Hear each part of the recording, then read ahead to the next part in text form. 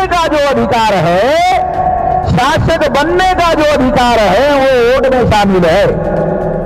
आप जिसको चुनना चाहते हैं, तो आप अगर अपने आप को चुनना चाहते हैं, वो अधिकार इसकी बदौलत खत्म हो जाता है, इसकी वजह से खत्म हो जाता है। अगर आपका वोट का अधिकार खत्म हो गया तो क्या होगा? तो ये भ्रम खत्म हो जाएगा। कौन सा? वोटर सरकार चुनते हैं। सबसे अहम बात समझना जरूरी है। क्या है? वोटर सरकार चुनते हैं। वोटर सरकार चुनते थे। ईवीएम आने के बाद ईवीएम सरकार चुनती है, वोटर सरकार नहीं चुनते हैं। ये वोट की सरकार बनना बंद हो गया ईवीएम की वजह से। और इस वजह से क्या होगा? बारी बारी से राज होगा। कांग्रेस जाएगी तो बीजेपी आएगी, बीजेपी जाएगी तो कांग्रेस आएगी, ऐसे होगा। इससे इस देश में लोकतंत्र की जो सरकार है, वोटों के समर्थन की सरकार, जो जनता भारत की चाहती है, जिसको सरकार बनाना चाहती है, वो सरकार नहीं बनेगी। इस वजह से साथियों, मैं आप लोगों को ये बात समझा रहा हूं, क्योंकि आखिर ये बात हम लोगों को समझना होगा। चुनाव आयोग के लिए हम लोगों ने एक लंबा पर्चा निकाला, सारे बहुत तमाम सवाल है। चुनाव आयोग ने किसी सवाल का कोई जवाब नहीं दिया। चुनाव आयोग कौन है भाई? भारत के संविधान निर्माताओं ने चुनाव आयोग को अधिकार दिया। किस काम के लिए अधिकार दिया? फ्री, फेयर और ट्रांसपेरेंट चुनाव संपन्न कराने के लिए अधिकार दिए। मालिक नहीं बनाया वोटर लोगों का। उन्होंने, संविधान निर्माताओं ने अधिकार दिया चुनाव आयोग को। आपको काम कितना है? फ्री, फेयर एंड ट्रांसपेरेंट चुनाव करवाना चाहिए।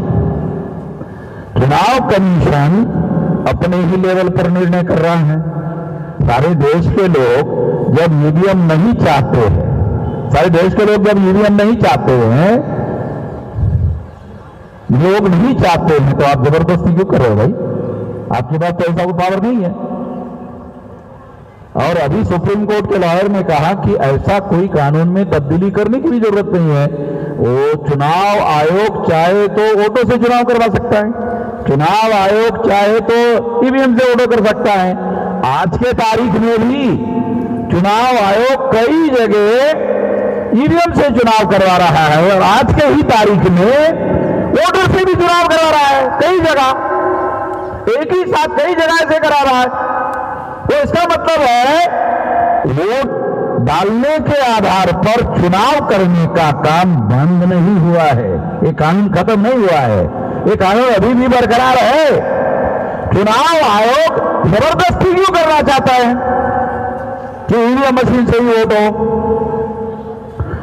चुनाव आयोग शासक वर्ग का टूल हो गया है। इस देश में जो शासक वर्ग है, जैसे 14 अगस्त 47 तक ब्राह्मण भारत का शासक वर्ग था। नहीं, 14 अगस्त 47 तक अंग्रेज भारत का शासक वर्ग था। रात के 12 जब 1 हो गया तो भारत का शासक वर्ग ब्राह्मण हो गया। भारत का शासक वर्ग ब्राह्मण हो गया। और जो भारत का शासक वर्ग, जो जिनकी संख्या 3.5% है, सारे देश भर के लोगों को हर 18 साल के व्यक्ति को वोट का अधिकार बहाल हुआ, उसके द्वारा चुनकर आने वाली सरकार के द्वारा ब्राह्मण भारत का शासक वर्ग बना नहीं रह सकता। अगर फ्री, फेयर एंड ट्रांसपेरेंट चुनाव हो जाए, अगर हमारे लोग अगर इतने ही समझदार होते कि केवल चुनने का काम करना है, मगर काशीराम जी ने ये सिद्ध कर दिया कि नहीं, बन भी सकते हैं, हम शासक वर्ग बन भी सकते हैं। ऐसा हमारे लोगों का जो सोच है नहीं बन सकते हैं, उन्होंने मुख्यमंत्री बनवाकर दिखाया और शासन चलाकर दिखाया और 4-4 बार मुख्यमंत्री बनवाकर दिखाया और चलाकर दिखाया। जो लोग ऐसा सोचते थे कि हम नहीं बन सकते, बन गए और सरकार चलाकर भी दिखाई। इसका मतलब ये है कि हम शासक बन सकते हैं और चला भी सकते हैं। ये आत्मविश्वास हमारे लोगों के अंदर अब पैदा हो गया है। बामसेव के द्वारा सारे देश भर में हम लोगों ने ऐसा जागरण, महाजागरण सारे देश भर में चलाया हुआ है और लोग इस काम के लिए अब तैयार हो रहे हैं। तो सबसे पहले तो आप लोगों को सबसे अहम बात क्या करना है, यहां जो मैं मैसेज आपको देना चाहता हूं कि आखिर करना क्या है, ये बहुत इंपॉर्टेंट बात है। साथियों, आने वाले समय में अभी 24 चल रहा है, हमने 2030 तक का 7 साल 8 साल का समय निर्धारित किया। ये 8 साल में आपको करना क्या है, तो 8 साल में आपको 6 लाख गांव का संगठन बनाना है। अगर आप 6 लाख गांवों में जाते हो, जैसे दिल्ली में आए 2000 किलोमीटर से आए, 2000 किलोमीटर से आए, अपने जिले में 200 किलोमीटर जाओ, अपने गांवों में जाओ और अपने गांवों में कमेटियां बनाओ।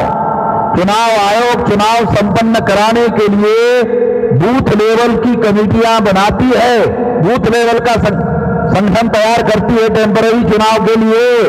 वहां 1000 वोटर होते हुए एक बूथ में, तो हमको बूथ लेवल का संगठन खड़ा करना है। तो ऐसा संगठन अगर आप खड़ा करते हो तो 15 लाख बूथ है, तो 15 लाख यूनिट बनाने होंगे। अगर आपने 15 लाख यूनिट बना लिया सारे देश भर में, ये जो लोग है ना, चुनाव आयोग चलाने वाले लोग हो या देश चलाने वाले लोग हैं, जो अगर हमारी बात नहीं मानते हैं, अगर नहीं मानते हैं, तो हमारे पास उपाय नहीं है, ऐसा नहीं है, उपाय है। 15 लाख जगह पर अगर आप अपनी कमेटियां बनाते हो, ये तो आपके नियंत्रण में है। चुनाव आयोग नियम चालू रखना चाहता है या बंद करना चाहता है, ये तो चुनाव आयोग के नियंत्रण में है। मगर गांव-गांव में कमेटियां बनाने का नियंत्रण वो तो हमारे नियंत्रण में है। जो हमारे नियंत्रण में है वो तो काम हमको करना चाहिए।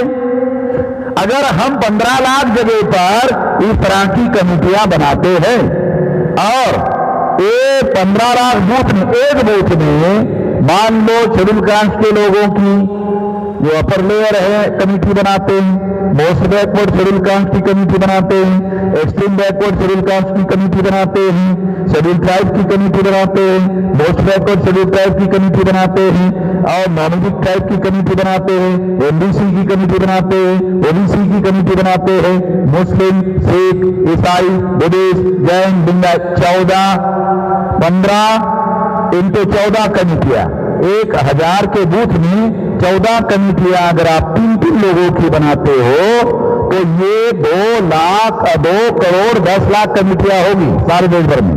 अगर 2 करोड़ 10 लाख कमेटियां होगी, अगर एक कमेटी ने 10 लोगों को मोबिलाइज किया तो 2 करोड़ into 10 20 करोड़ लोगों का मोबिलाइजेशन होगा। अगर आपने 40 लोगों को मोबिलाइज किया, 20 लोगों को मोबिलाइज किया तो ये 40 करोड़ होगा। अगर आपने 25 लोगों को मोबिलाइज किया तो ये 50 करोड़ मोबिलाइज हो जाएंगे लोग। अगर सारे लोग 2030 में 50 करोड़ लोग अगर मैदान में उतर गए, 50 करोड़ लोग अगर उतर गए, तो फिर कोई चाकू, छुरी, बंदूक, गोली, बम गोला, बम कुछ जरूरत नहीं है। हमारे लोग बोलते ना तलवार उठाएंगे, वो करेंगे, कुछ करने की जरूरत नहीं है। मैं इसके समर्थन में नहीं हूं। हमारे लोग ही इतने हैं, अरे अगर सड़क पर उतर गए, अगर उन्होंने पेशाब कर दिया तो महाफ्लड आएगा। और ये जो 3.5% लोग हैं वो फ्लड में बह जाएंगे। तो हमारे लोगों को हमारे जनशक्ति की ताकत का पता नहीं है। ये हमारे लोगों की इतनी जनशक्ति है, उसको जगाने का काम करो।